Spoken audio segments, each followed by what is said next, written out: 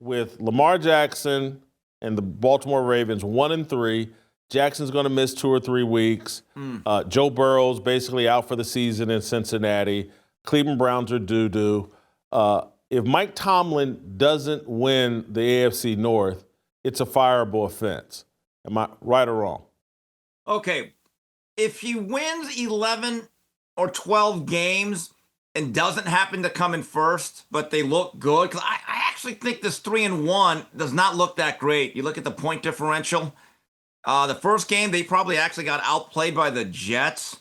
The Jets look like the worst team in football, or no worse than the 31st best team in football. But I'm going to stay consistent. You and I had discussions over the summer, and we said if Mike Tomlin does not win over 10 games and make the playoffs, just merely going 9-8 and keeping that streak alive, I don't think so. No, I think at this point, there should be a mutual parting of ways. It's been a good ride, but sometimes, Jason, you got to know when the ride is over.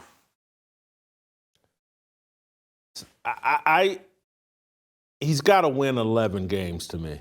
Yes. And, well, you know, that's 11-6. 11 games isn't what it used to be. It just isn't. You know. 11 and a half. I mean, 16 game schedule. 11-5 was significant. Solid. 11-6 is he's got to win 11 and a half games. You're right. But no, I say if somehow Baltimore comes back and wins this division, because that's the only other candidate, and so basically what I'm arguing is if John Harbaugh figures out a way to win this division on a year where they start 1-3 and Lamar misses games, and Mike Tomlin with Aaron Rodgers, with DK Metcalf, with signing TJ Watt, with having not won the AFC North since 2020, I don't care if they win 11 games and don't win the AFC North. It's a fireable offense. Hold on. I got a catch-22 situation for you there, Whitlock. What if the Steelers win the division by going 9-8? Then what? Right. Which could happen. You're right. Right. You're right. Which could happen. They could certainly go 10-7 and win it and be very unimpressive doing it. TJ, you got a thought here? Yeah, there's a really good book by a guy named Jim Collins. His book's called Good to Great. And this is where the phrase good is the enemy of great became really popular. That is Mike Tomlin to a T. That entire book talks about how good companies eventually died because what it actually does is it prevents the pursuit of achievement and excellence. When you're good and you're like, because what's the number one thing? When you think of Mike Tomlin, what's the number one thing that comes to your head? He's never had a losing season. That's it. That's what everybody says. It's not his Super Bowl in 2008. What is it? He's never had a losing season. Isn't that unbelievable? What a terrible thing to be known by, truly. Because all that means is you've gone at least 8-8 every single year. That is his true accomplishment. Yeah. His Super Bowl was 2008. The last time he went to a Super Bowl was 2010. He has not been he has not made it past the wild card round since 2017. They got to the divisional round. So where's all this winning? Because there's a lot of 9-6 in 2018, 8-8 in 2019, 9-8 in 2022. And then now he gets his 10-7 each of the last 2 years. Like, good is actually the enemy of great in Pittsburgh. And when you're used to excellence, as they have been, and I get it, it's a big deal for them that they're not the people that turn over coaches. They keep coaches for 20, 30 years around there. I get it. But when the number one thing people think about when they hear your name is you've never had a losing season, it's really not the best reputation. Jason, let me just add this. I actually believe regardless of the win total, whether it's 9, 10, 11, 12, there's going to be some pressure on Tomlin to win at least one playoff game. I think that's the real discussion. How much of a run do you make here in the postseason? Well, look, let's say they won 13 games, went 13-4, maybe got a bye, and then had to face a really good team in their first playoff game, lost the classic game. But, hey, they went 13-4. I could see him surviving that.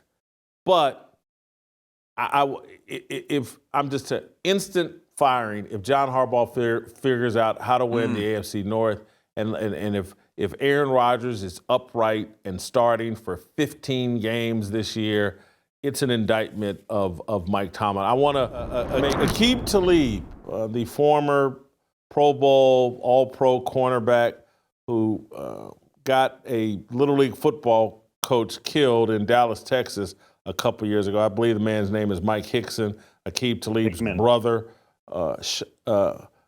killed this man, and at the behest Aqib Talib started the whole mess.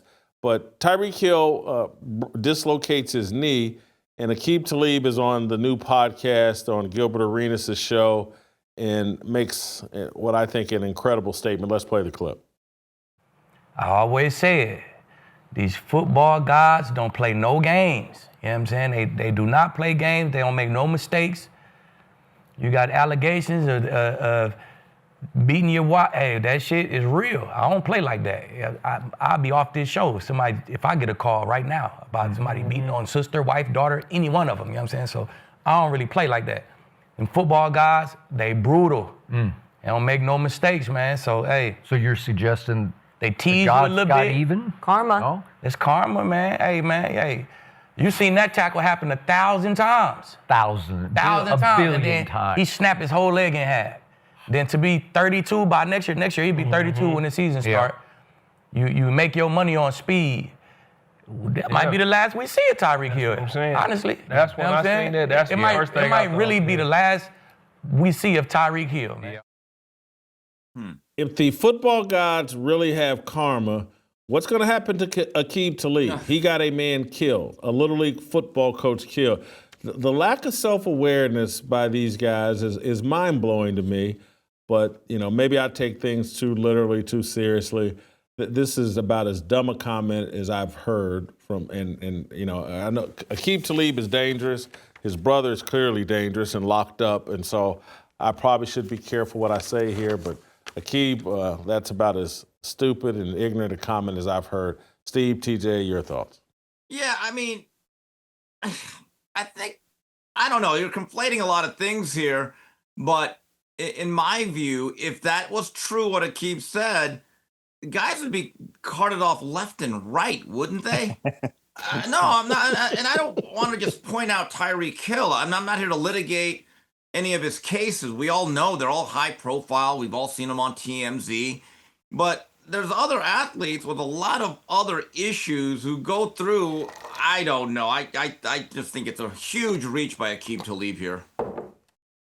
Yeah, look, he had a battery charge himself in 2009. He had a dismiss aggravated assault charge in 2011. He was investigated for aggravated assault in 2015. And then his actions led to his brother murdering Mike Hickman in 2022. So he's been involved in some things. So if he actually believes in football gods, whatever that is, and that karma exists, then he should be thanking God he's not playing football anymore. I will say this, though, Jason. It is kind of interesting. This sort of follows suit a little bit differently, but follows suit with Richard Sherman telling the truth, at least in his view, about Russell Wilson. And now we're seeing Aqib Talib say something real. I mean, we complain all the time about athletes and everybody manufactured and nobody will say what they actually think because they're friends with these people or whatever. And we're getting some real comments. I don't hate the real comment. It's stupid, but it is what he actually thought. And I do want to hear what people actually think. I'm not sure if I do. I'm being serious. It goes back to TJ, and I'll expand this a little bit. It goes back to I don't believe everybody should vote. Everybody shouldn't have a say. Some people are too stupid to have a say. Some people are too irresponsible to have a say. And they just need to follow along and be carried along by responsible people. And man, what I just said is very dangerous, very powerful, very provocative. Because when you really think that logic through, you start well, hey man, that's the way people used to think in the 17 and 1800s. And they started saying, well, you don't get a vote, you don't get to do this, here's the role you get to play in society. And that's why I need to be careful. But, this whole thing that we're a democracy has been overplayed. We're a constitutional republic. This whole deal that everybody has a say-so and everybody gets a vote, that's something we've made up along the way, and it's been a mistake. Some people are too irresponsible. Some people slept through too many classes. Some people were born with too many physical gifts to ever develop intellectually, and I don't need to hear from them. Help us grow the Fearless Army. Pound that like button, subscribe to the channel, and share this video with all your fearless friends.